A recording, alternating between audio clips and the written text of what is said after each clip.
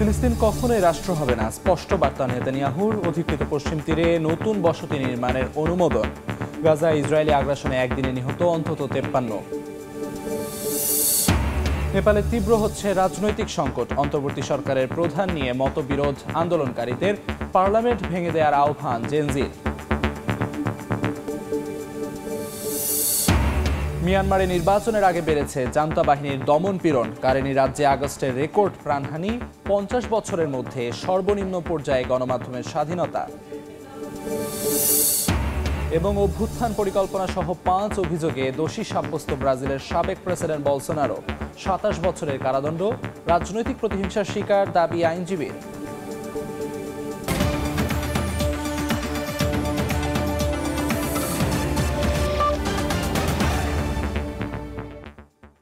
আন্তর্জাতিক সময়ের সঙ্গে আছি আমি আমিরুল ইসলাম আলিফ।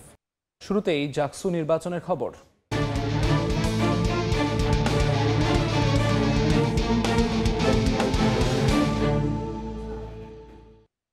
রাত পেরিয়ে ভোর, এখনো ফলাফল মেলেনি জাকসু নির্বাচনের। এই মুহূর্তে জাহাঙ্গীরনগর বিশ্ববিদ্যালয়ে আছেন সহকর্মী হাসান ওয়ালি, শফিকুজ্জামান রুবেল এবং মোজাফর হোসেন জয়। সরাসরি প্রথমে যাচ্ছি হাসান ওয়ালির কাছে। প্রায় 11 ঘন্টা হতে চলল ভোট গণনা শুরু হওয়ার পর। এখন পর্যন্ত কিন্তু অর্ধেক হলের ভোট গণনাও কিন্তু শেষ করতে পারেনি বিশ্ববিদ্যালয়ের প্রশাসন। জাহাঙ্গীরনগর বিশ্ববিদ্যালয় গতকাল বিকেল 5টায় আনুষ্ঠানিকভাবে ভোট গ্রহণ শেষ হলেও একটি হলে আমরা দেখেছি 7:30 পর্যন্ত ভোট গ্রহণ চলেছে কাজী নজরুল ইসলাম হলে। কিন্তু ভোট গণনা শুরু করতে রাত 10টা বাজে এবং যেহেতু আমার মেশিনে এক ধরনের প্রশ্ন উঠে, যার ফলে কিন্তু সেটি বাদ দিয়ে একেবারে অ্যানালগ পদ্ধতিতে হাতে কিন্তু ভোট গণনা চলছে। 11 ঘন্টা পার হয়েছে। 21 হলের মধ্যে 10টি হলে ভোট গণনা কার্যক্রম শেষ করতে পেরেছে নির্বাচন কমিশনে যারা দায়িত্ব পালন করছেন শিক্ষক কর্মকর্তারা। এর বাইরে এখন 11টি হল রয়েছে। তবে মেয়েদের বেশ কিছু হলের বেশ কিছু পদে কোনো ধরনের প্রতিদ্বন্দ্বিতা নেই, অর্থাৎ কোনো ধরনের প্রার্থী নেই, যার ফলে সেসব হলে দ্রুত সময়ের মধ্যে আসলে ভোট গণনা শেষ হবে, এমনটি কিন্তু আসলে আমরা জানতে পেরেছি। একই সঙ্গে গতকালকে নির্বাচন কমিশনের তরফ থেকে জানানো হয়েছিল যে অবস্থা, তাতে আজকে বিকেল পর্যন্ত গড়াবে আসলে ভোট গণনা কার্যক্রম শেষ করতে। তারা আজকে সকাল থেকে আরও বেশি লোকবল বৃদ্ধি, অভিজ্ঞ লোকবল আনার কথা কিন্তু জানিয়েছিলেন। এখন পর্যন্ত যেটি হল সংসদগুলোতে মূলত হল সংসদে যারা প্রার্থী ছিলেন তাদের ভোট গণনা করা হচ্ছে। এরপরে কিন্তু আবার কেন্দ্রীয় সংসদে যারা প্রার্থিতা করছেন তাদের ভোটও কিন্তু আসলে গণনা করা হবে। 179 জন কেন্দ্রীয় সংসদের 25টি পদে আসলে তারা প্রতিদ্বন্দ্বিতা করছেন। জাহাঙ্গীরনগর বিশ্ববিদ্যালয়ের এই কেন্দ্রীয় ছাত্র সংসদ জাকসু নির্বাচনে গতকালকে 5টি ছাত্রদল সহ 5টি প্যানেল এই নির্বাচনকে বর্জন করেছে। অনেকে এটি আবারও নির্বাচনের দাবি জানিয়েছেন।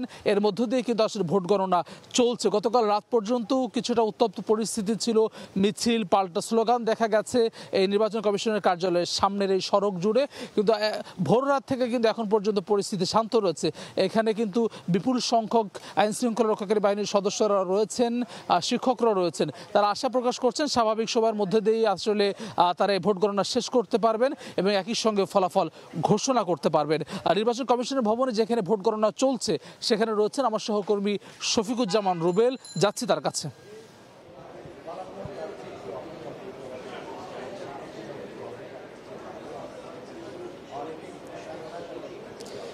জাকসু নির্বাচনের ভোট গণনা কিন্তু এখন পর্যন্ত চলছে। যেমনটা বলছিলাম যে গতকালকে দিনভর ভোট গ্রহণ শেষে ঠিক রাত 10:15 নাগাদ কিন্তু এই ভোট গণনা শুরু হয়, যা রাত পেরিয়ে আজকে সকাল এখনও কিন্তু জাকসু নির্বাচনের এবং হল সংসদ নির্বাচনের যে ভোট সেই ভোট গণনা চলছে। আপনারা একটু জানিয়ে রাখি, এখন পর্যন্ত এই জাহাঙ্গীরনগর ইউনিভার্সিটির যে 21টি হলে ভোট গ্রহণ হয়েছে, 21টি হল এবং 21টি কেন্দ্র, প্রত্যেকটি হলে যেহেতু কেন্দ্র, সেই 21টি হলের মধ্যে এখন পর্যন্ত আমরা যেটা জানতে পেরেছি যে 10টি হলের ভোট গণনা শেষ হয়েছে। আমি প্রথমে বলছিলাম যে গতকালকে রাত 10টা থেকে সকাল 8টা পর্যন্ত এই 10টি হলের ভোট গণনা শেষ হয়েছে এবং মোট 21টি হল শেষ হতে মোটামুটি এই বিবেচনায় বলা যায় যে সন্ধ্যা 6টা এবং 7টা নাগাদ লাগার সম্ভাবনা রয়েছে। এবং এরপরেই মূলত যে কেন্দ্রগুলো রয়েছে সেই কেন্দ্রের ভোট গণনা শুরু হবে। ভোট গণনার যে ধীরগতি, এর মূল কারণ আপনারা জানেন যে মেশিনের মাধ্যমে যে ডাকসু নির্বাচনের ভোট গণনা হয়েছিল সেই রকম কিন্তু হচ্ছে না। এখানে সম্পূর্ণ হাতের গণনা হচ্ছে। প্রত্যেকটি প্রত্যেকটি কেন্দ্রের প্রত্যেকটি প্রার্থীর এবং প্রত্যেকটি পদের হাতের মাধ্যমেই গুনে গুনে কিন্তু খাতায় লিপিবদ্ধ করা হচ্ছে। এর ফলেই মূলত এতটা সময় লাগছে। একটা হলের ভোট গণনার ক্ষেত্রেই 1 থেকে সোয়া ঘন্টা, বা কোথাও কোনো হলে 1.5 ঘন্টা পর্যন্ত সময় লেগে যাচ্ছে। তো এই বিবেচনায় যদি সবগুলো হলের গণনা শেষ করতে হয় তাহলে আজকে দিনেও প্রায় বিকেল থেকে সন্ধ্যা গড়িয়ে যাবে বলে আমরা ধারণা করছি, এবং যেই পরিবেশ দেখছি সেই পরিবেশে কিন্তু এইটাই বোঝা যাচ্ছে। এরপরে কেন্দ্রীয় যেই কেন্দ্রের যে ভোটগুলো রয়েছে সেই ভোটগুলোর গণনাতেও কিছুটা সময় লাগবে। তাই এ থেকে বোঝাই যাচ্ছে জাকসু নির্বাচনের সারাদিনের নাটকীয়তার পর ভোট গণনা এবং ভোট গণনা শেষে চূড়ান্ত ফল প্রকাশ, এই চূড়ান্ত ফল পেতে কিন্তু অনেক সময় লেগে যাবে। এবং যারা এই 33 বছর পরে যেই নতুন ছাত্র প্রতিনিধি পেতে যাচ্ছে সেই ছাত্র প্রতিনিধিদের চূড়ান্ত প্রত্যাশিত ঘোষণা আসতে কিন্তু আরও বেশ কিছুটা সময় অপেক্ষা করতে হবে। এখন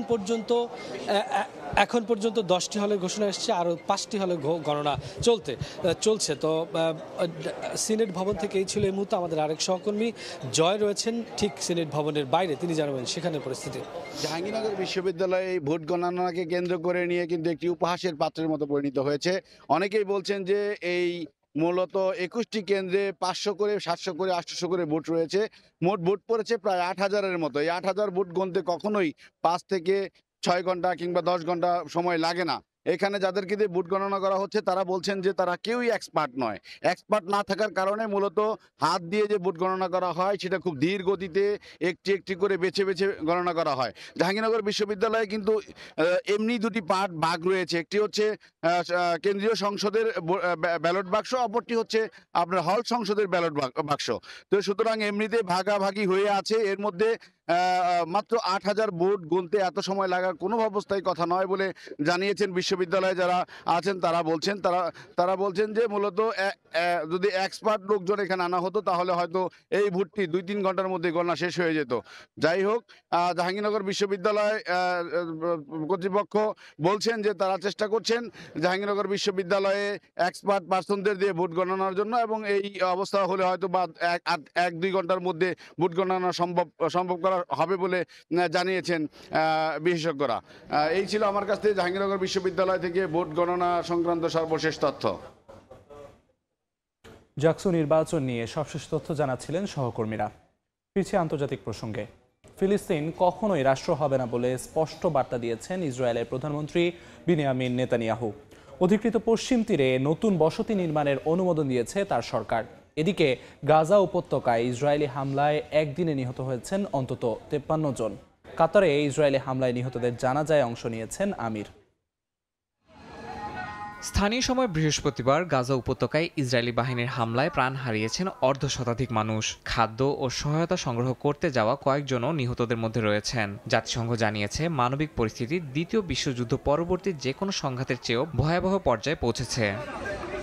এদিকে দখলকৃত পশ্চিম তীরে প্রায় 6000 নতুন বসতি নির্মাণের অনুমোদন দিয়েছেন প্রধানমন্ত্রী বিনিয়ামিন নেতানিয়াহু। ফিলিস্তিন কর্তৃপক্ষের দাবি বিতর্কিত E1 পরিকল্পনা আন্তর্জাতিক আইন ও জাতিসংঘ প্রস্তাবের সরাসরি লঙ্ঘন। পূর্ব জেরুজালেমকে পশ্চিম তীর থেকে বিচ্ছিন্ন করে ফিলিস্তিন রাষ্ট্র গঠনের সম্ভাবনা নষ্ট হবে বলে সতর্ক করেছে ইউরোপীয় ইউনিয়ন। যুক্তরাষ্ট্র আনুষ্ঠানিকভাবে অসন্তোষ জানালেও ইসরায়েলের ওপর চাপ প্রয়োগে অনিচ্ছুক।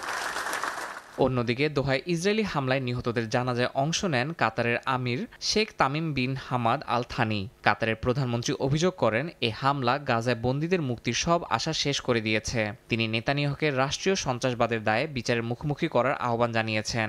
আন্তর্জাতিক বিশ্লেষকরা সতর্ক করে বলছেন দোহায় এই হামলা সংঘাতকে নতুন ও বিপজ্জনক মোড়ে নিয়ে গেছে।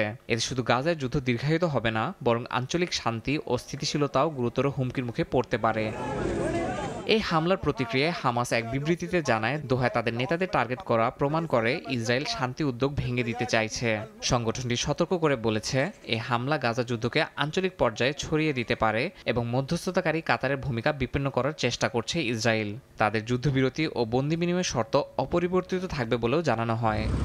বিশ্লেষকরা মনে করছেন ইসরায়েল এখন একই সঙ্গে গাজা, পশ্চিম তীর, লেবানন সীমান্ত ও কাতারের মতো বহিরাগত স্থানে আঘাত হেনে চারদিক থেকে সংঘাত বাড়াচ্ছে। এতে শুধু ফিলিস্তিন রাষ্ট্রের ভবিষ্যৎই নয়, গোটা মধ্যপ্রাচ্য দীর্ঘস্থায়ী অস্থিতিশীলতার মুখে পড়তে পারে। ইয়াসিন মোহাম্মদ জিসান, সময় সংবাদ। নেপালে জোরদার হচ্ছে অন্তর্বর্তী সরকারের দাবি। পার্লামেন্ট ভেঙে দেওয়ার প্রস্তাব দিয়েছে আন্দোলনের নেতৃত্ব দেয়া জেনজি প্রজন্ম। তবে সংবিধান বহাল রাখার কথাও স্পষ্ট করেছেন তারা। তাদের মতে অন্তর্বর্তী সরকারের নেতৃত্বে সুশীলা কার্কি সবচেয়ে গ্রহণযোগ্য। দুদিন ব্যাপক সহিংসতার পর নেপালের পরিস্থিতি এখন থমথমে। দিন যতই যাচ্ছে ততই তীব্র হচ্ছে অন্তর্বর্তী সরকারের দাবি। বৃহস্পতিবার পার্লামেন্ট ভেঙে দেওয়ার আহ্বান জানিয়েছে আন্দোলনের নেতৃত্বে থাকা জেনজি। তবে সংবিধান বহাল রাখার কথা জানিয়েছে তারা। একই সঙ্গে অন্তর্বর্তী সরকারের প্রধান হিসেবে সাবেক প্রধান বিচারপতি সুশীলা কার্কি তাদের প্রথম পছন্দ বলে জানান নেতারা, যিনি দুর্নীতি বিরোধী অবস্থানের জন্য বেশ পরিচিত। এখন দেশটার জন্য একজন সৎ ও দায়িত্বশীল অভিভাবক প্রয়োজন। আমাদের নিরাপদ পথে এগিয়ে নিতে হবে। তাই এমন একজন ব্যক্তিকে দরকার যিনি আইন ও সাংবিধানিক বিষয়গুলো ভালোভাবে বোঝেন এবং পরিপক্ক। আমার মতে সুশীলা কার্কি সবচেয়ে ভালো বিকল্প। দেশের অভিভাবক হিসেবে তিনি দায়িত্ব নিতে পারেন। নেপালের রাজনৈতিক সরকারের পতনের পর অন্তর্বর্তী সরকার গঠনে সেনাবাহিনীর সঙ্গে আলোচনায় বসে আন্দোলনকারীরা। তবে সরকারের নেতৃত্ব নিয়ে ঐকমত্যে পৌঁছাতে পারেনি তারা। তরুণ প্রজন্মের আন্দোলনকারীরা 3 জনের নাম প্রস্তাব করে। এই 3 জন হলেন দেশটির প্রথম নারী প্রধান বিচারপতি সুশীলা কার্কি, র্যাপার থেকে কাঠমান্ডুর মেয়র হওয়া বালেন্দ্র শাহ এবং বর্তমানে আলোচনায় এগিয়ে থাকা সাবেক বিদ্যুৎ কর্তৃপক্ষের ব্যবস্থাপনা পরিচালক কুলমান ঘিসিং। 8 সেপ্টেম্বর সামাজিক যোগাযোগ মাধ্যম নিষিদ্ধ করার পর উত্তাল হয়ে ওঠে দেশটি। 2 দিনের সহিংস বিক্ষোভের পর পদত্যাগ করতে বাধ্য হন প্রধানমন্ত্রী। এরপর বিভিন্ন স্থাপনায় আগুন ধরিয়ে দেন আন্দোলনকারীরা। সংঘাতে হতাহত হন বহু মানুষ। দেশের নিরাপত্তার দায়িত্ব নেয় সেনাবাহিনী। পরিস্থিতি কিছুটা স্বাভাবিক হওয়ায় এবং বিমান চলাচল চালু হওয়ায় নিজ দেশে ফিরতে শুরু করেছেন পর্যটকরা। রাইসা জান্না, সময় সংবাদ। অভ্যুত্থানের ষড়যন্ত্রে দোষী সাব্যস্ত হয়েছেন ব্রাজিলের সাবেক প্রেসিডেন্ট জোয়ের বোলসোনারো। তাকে 27 বছরের কারাদণ্ড দিয়েছেন দেশটির সুপ্রিম কোর্ট। বিচারকরা বলেন বোলসোনারো গণতন্ত্রকে দুর্বল করার উদ্দেশ্যে কাজ করেছেন এবং এই মামলাটি ব্রাজিলের অতীত, বর্তমান ও ভবিষ্যতের প্রতিফলন। তাদের মতে তার আমলে দেশটি প্রায় 21 বছরের সামরিক শাসনের মতো একনায়কতন্ত্রে ফেরত যাওয়ার ঝুঁকিতে ছিল। তবে সব অভিযোগ অস্বীকার করেছেন ব্রাজিলের সাবেক এই প্রেসিডেন্ট। যুক্তরাষ্ট্রের ইউটা অঙ্গরাজ্যের এক বিশ্ববিদ্যালয়ে ডোনাল্ড ট্রাম্পের সহযোগী প্রভাবশালী রক্ষণশীল রাজনৈতিক নেতা চার্লি কার্ককে গুলি করার ঘটনায় এখনও পর্যন্ত অভিযুক্ত ধরা পড়েনি। এ ঘটনায় এফবিআই সন্দেহভাজন ব্যক্তির ছবি প্রকাশ করেছে এবং তথ্যদাতার জন্য $1 লাখ পুরস্কার ঘোষণা করেছে।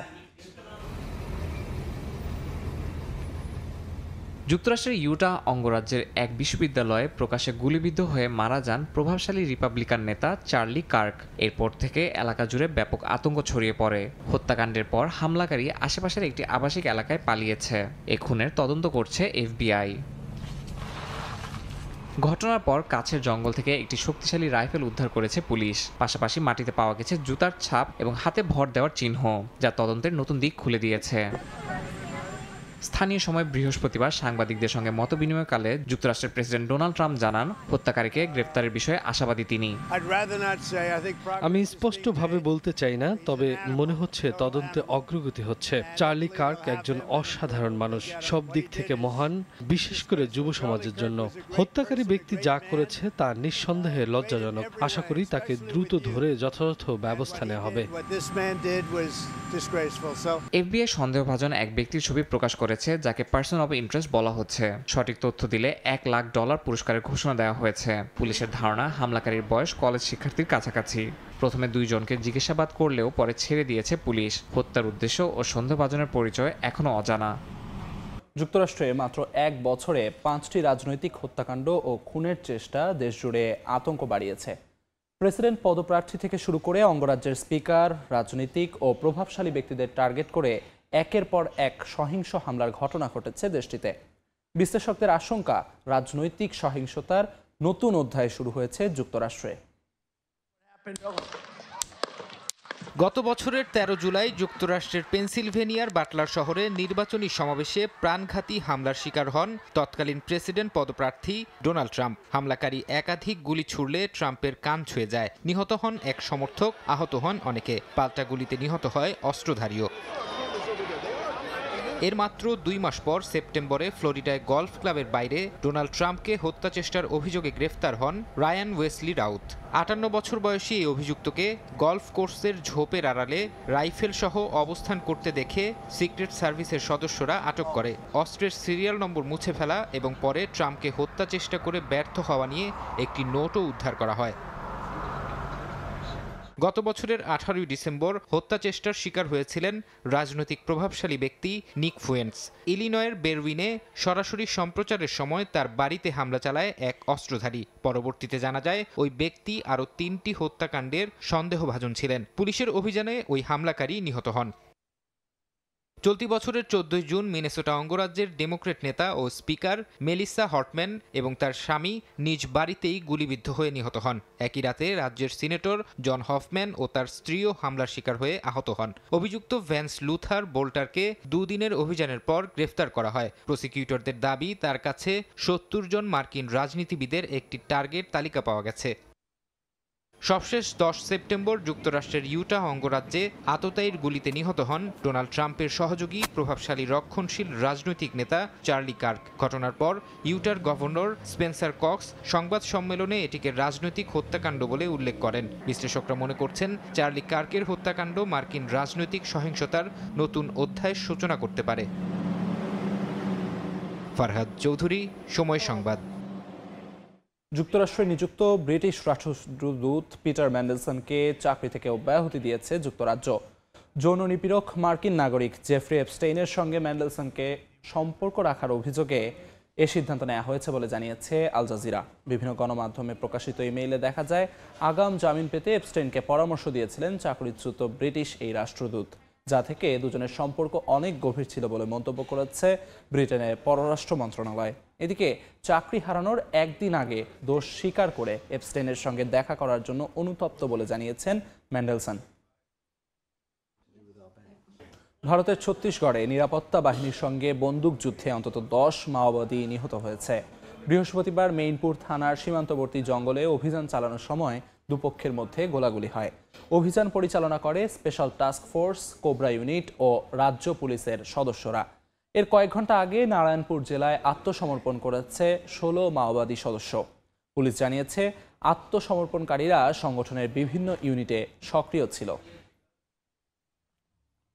ফ্রান্সের রাজধানী প্যারিসে ছুরিকাঘাতের ঘটনায় গুরুতরভাবে আহত হয়েছেন এক ব্যক্তি। স্থানীয় সময় বৃহস্পতিবার প্যারিসের 7th ডিস্ট্রিক্ট এলাকায় এ ঘটনা ঘটে। হামলার পর তৎক্ষণাৎ আতঙ্কিত হয়ে পড়েন স্থানীয়রা। হামলাকারী এক ধরনের বড় ছুরি ব্যবহার করে হামলা চালায়। এতে ৫০ বছর বয়সী এক ব্যক্তি আহত হলেও তার অবস্থা স্থিতিশীল রয়েছে বলে জানান এলাকার মেয়র। হামলার উদ্দেশ্য এখনও স্পষ্ট নয়। পুলিশ অভিযান চালাচ্ছে, তবে সন্দেহভাজন হামলাকারী এখনও ধরা পড়েনি। দক্ষিণ চীন সাগর ঘিরে আবারও চীন ফিলিপিন্স উত্তেজনা দেখা দিয়েছে। অঞ্চলটির স্কারবোরো শেল প্রবাল প্রাচীরকে প্রাকৃতিক অভয়ারণ্য তৈরির ঘোষণা দিয়েছে বেইজিং। দেশটির এমন পদক্ষেপকে অবৈধ ও আন্তর্জাতিক আইনের লঙ্ঘন বলে তীব্র প্রতিবাদ জানিয়েছে ফিলিপিন্স। পরিবেশ রক্ষার আড়ালে বেইজিং অঞ্চলটির একটি বড় অংশ দখলের পরিকল্পনা করছে বলেও অভিযোগ ম্যানিলার। তবে ফিলিপিন্সের এমন অভিযোগ উড়িয়ে দিয়েছে চীন।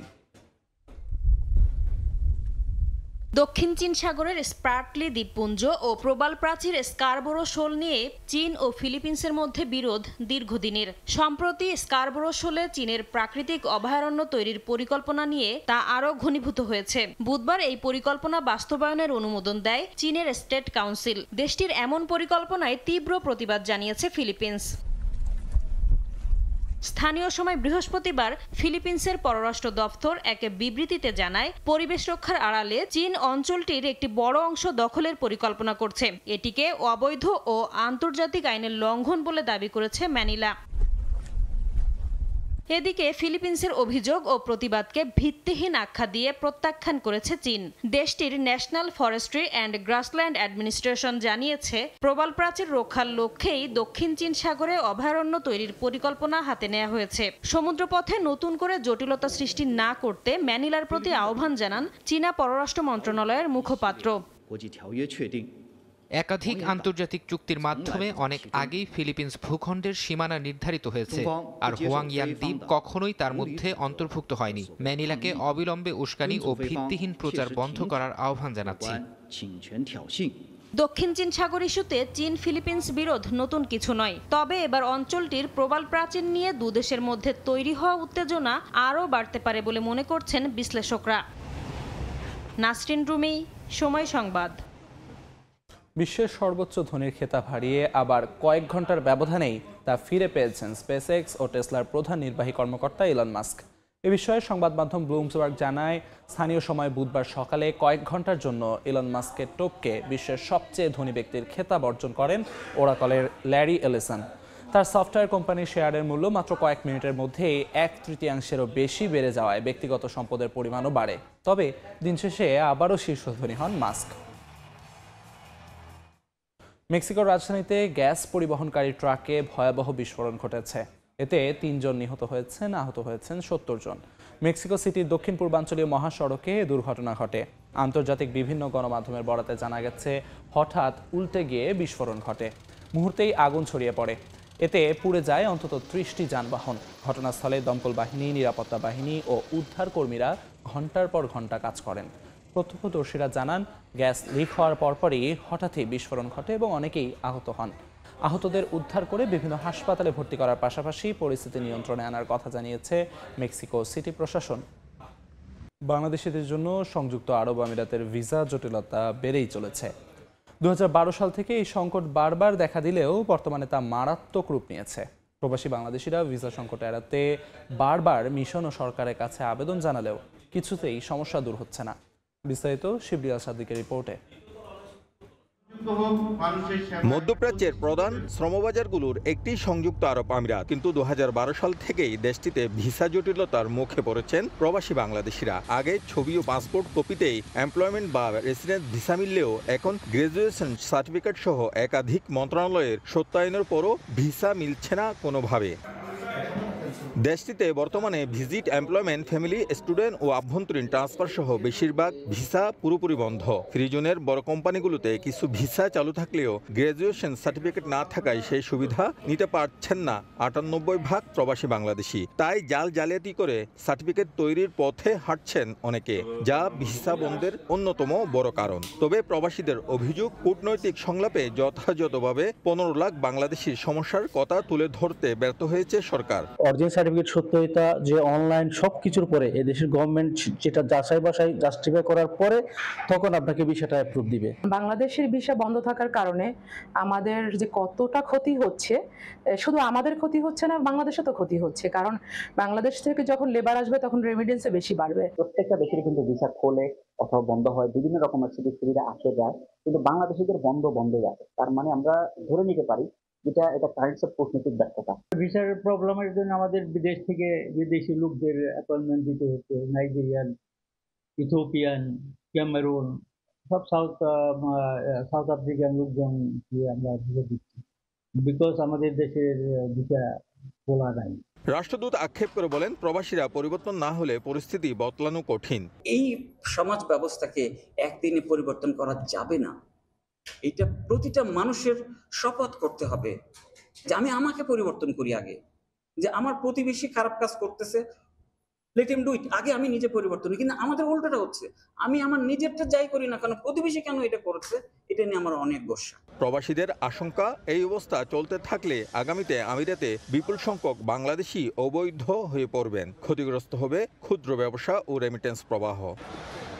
শিবলি আল সাদিক, সময় সংবাদ, সংযুক্ত আরব আমিরাত। অস্ট্রেলিয়ায় সড়ক দুর্ঘটনায় বাংলাদেশি শিক্ষার্থী নিহতের ঘটনা বাড়ছে। গেল 2 মাসে মারা গেছেন 3 জন। কঠোর নিয়মনীতির মধ্যে থেকেও দেশটিতে নতুন যাওয়া শিক্ষার্থীদের মর্মান্তিক মৃত্যুতে উদ্বিগ্ন প্রবাসীরা। এস এম আমিনুল রুবেলের রিপোর্টে বিস্তারিত। বাংলাদেশি শিক্ষার্থীদের কাছে অস্ট্রেলিয়া পছন্দের তালিকায় শীর্ষ একটি দেশ। উন্নত নিরাপদ জীবন, মানসম্পন্ন উচ্চশিক্ষা, অর্থনৈতিক নিরাপত্তা ও পড়াশোনা শেষে স্থায়ীভাবে বসবাসের সুযোগ থাকায় বাংলাদেশ থেকে প্রতি বছর হাজার হাজার শিক্ষার্থী অস্ট্রেলিয়ায় পাড়ি জমায়। স্থায়ীভাবে বসবাসের সুযোগ পাওয়ার আগে আন্তর্জাতিক শিক্ষার্থীরা তাদের দেশের লাইসেন্স ব্যবহার করে গাড়ি চালানোর অনুমতি পায়। দৈনন্দিন প্রয়োজনে অনেক বাংলাদেশি শিক্ষার্থী অস্ট্রেলিয়ায় এসেই গাড়ি কেনে। তবে দুর্ভাগ্যজনকভাবে বিগত কয়েক বছরে অস্ট্রেলিয়ায় সড়ক দুর্ঘটনায় বেশ কয়েকজন তরুণ বাংলাদেশি শিক্ষার্থীর মৃত্যু হয়েছে। গত 2 মাসে আলাদা দুটি দুর্ঘটনায় অ্যাডিলেড ও নিউ ক্যাসেলে 3 জন বাংলাদেশি মেধাবী শিক্ষার্থী মারা গেছেন। এতে উদ্বিগ্ন প্রবাসীরা। যে রেকলেস ড্রাইভিং এবং ঠিকভাবে ড্রাইভিং রুলস না জানা এবং না জেনেই এখানে এসে চিন্তা করা যে হয়তো বা বাংলাদেশের মতোই হয়তো এখানে ড্রাইভিং রুলস, যা অ্যাকচুয়ালি না। একটু শিক্ষা আমাদের খুবই দরকার। আমরা স্টুডেন্ট, আমার মনে করি না যে আমাদের গাড়ির অত দরকার কাজের ব্যতীত। সো আমাদের স্টাডির জায়গাটা ফিক্সড রেখে আমরা কাজের জন্য হয়তো গাড়িটা ইউজ করতে পারি। বন্ধু ভাইদের রেকমেন্ড করবো সবাই রুলস রেগুলেশন মেইনটেইন করে যেন ড্রাইভ করে। অস্ট্রেলিয়ায় সড়ক আইন অত্যন্ত কঠোর, তবে নতুন আসা বাংলাদেশি শিক্ষার্থীদের গাড়ি চালানোর অভিজ্ঞতার অভাব, তারুণ্যের উদ্দীপনা এসব দুর্ঘটনার প্রধান কারণ বলে মনে করছে প্রবাসীরা। SM আমিনুল রুবেল, সময় সংবাদ, অস্ট্রেলিয়া। পাকিস্তানে নিরাপত্তা বাহিনীর অভিযানে সশস্ত্র গোষ্ঠীর 19 সদস্য নিহত হয়েছে। তারা সবাই ভারত সমর্থিত গোষ্ঠীর সদস্য বলে দাবি করেছে সেনাবাহিনী। স্থানীয় সময় বৃহস্পতিবার এক বিবৃতিতে দেশটির আন্তঃবাহিনী জনসংযোগ কর্মকর্তারা জানায়, 9 ও 10 সেপ্টেম্বর খাইবার পাখতুনখোয়া প্রদেশের মোমেন্দে ব্যাপক গোলাগুলিতে 14 জন, উত্তর ওয়াজিরিস্তানে দত্তাখেল এলাকায় 4 জন এবং বান্নুতে 1 জন নিহত হন। এ সময় ঘটনাস্থল থেকে বিপুল পরিমাণে অস্ত্র ও গোলাবারুদ উদ্ধার করা হয়। এ ঘটনায় প্রেসিডেন্ট আসিফ আলী জারদারি ও প্রধানমন্ত্রী শাহবাজ শরীফ সেনাদের সাহস ও পেশাদারিত্বের প্রশংসা করেছেন। একই সঙ্গে ভারত সমর্থিত গোষ্ঠীগুলোকে দমন করার কথাও বলেন। চীনের শিনজিয়াং প্রদেশের কাশগড় শহরে স্থানীয় নারীদের কর্মসংস্থান তৈরির উদ্যোগ নিয়েছেন ফ্যাশন ডিজাইনার পারিদা তুর্দি। নিজের হাতে তৈরি করেছেন গুল ডলস নামে বিশেষ ধরনের পুতুল, যা তুলে ধরে অঞ্চলটির সাংস্কৃতিক জীবনধারা। স্থানীয় রেশম দিয়ে তৈরি এসব পুতুল তৈরি করে নারীদের অর্থনৈতিকভাবে স্বাবলম্বী করার চেষ্টা চালাচ্ছেন তিনি।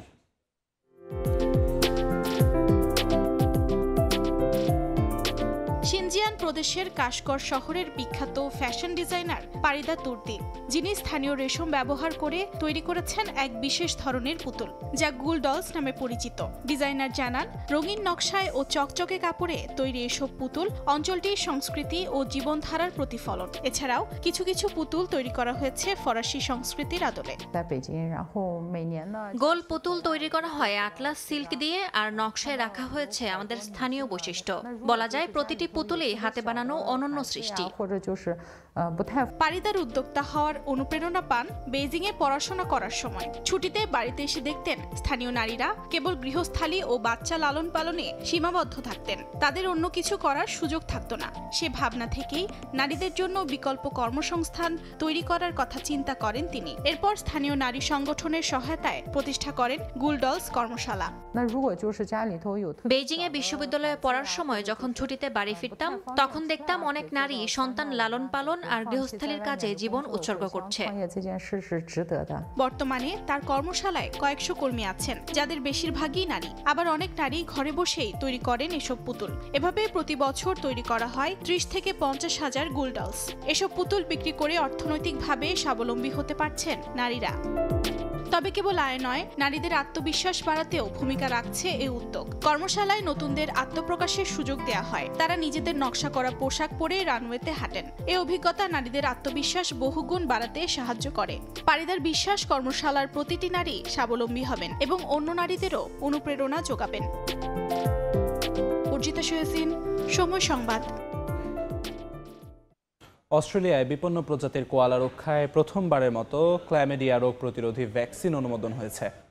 একক ডোজের ভ্যাকসিনটি দীর্ঘায়ু এবং প্রজনন ক্ষমতা বজায় রাখতে গুরুত্বপূর্ণ ভূমিকা রাখবে। বিশ্লেষকদের মতে এটি গেম চেঞ্জার হিসেবে কাজ করবে। ক্লামিডিয়া যা মানুষসহ অন্যান্য জীবিত প্রাণীতেও সংক্রমিত হয়। অস্ট্রেলিয়ার বন্য কোয়ালার প্রায় অর্ধেক মৃত্যুর জন্য দায়ী রোগটি। গত কয়েক দশক ধরে বিপন্ন প্রজাতির প্রাণীটির সংখ্যা মারাত্মকভাবে হ্রাস পেয়েছে এই রোগের কারণে। এই রোগ প্রজনন অক্ষমতা এবং অন্ধত্বের কারণ হতে পারে।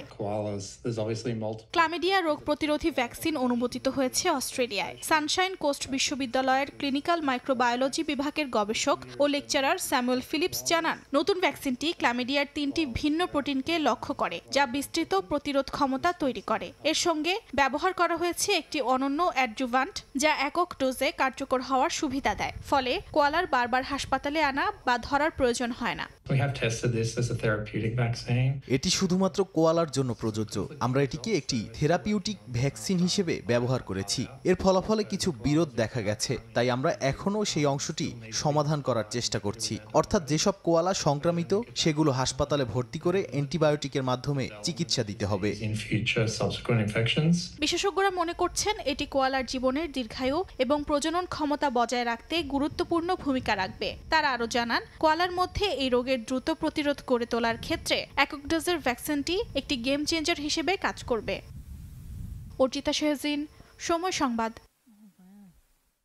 আন্তর্জাতিক সময়ের শীর্ষ সংবাদগুলো জানিয়ে দিচ্ছি আরেকবার। ফিলিস্তিন কখনোই রাষ্ট্র হবে না, স্পষ্ট বার্তা নেতানিয়াহুর। অধিকৃত পশ্চিম তীরে নতুন বসতি নির্মাণের অনুমোদন। গাজায় ইসরায়েলি আগ্রাসনে একদিনে নিহত অন্তত 53। নেপালে তীব্র হচ্ছে রাজনৈতিক সংকট। অন্তর্বর্তী সরকারের প্রধান নিয়ে মতবিরোধ আন্দোলনকারীদের। পার্লামেন্ট ভেঙে দেওয়ার আহ্বান জেনজির। এবং যুক্তরাষ্ট্রকে আক্রমণের লক্ষ্যবস্তু বানালে মাটিতে মিশিয়ে দেয়া হবে, হুঁশিয়ারি প্রেসিডেন্ট ট্রাম্পের। নানা আয়োজনে 9/11-এর 24তম বার্ষিকী পালিত।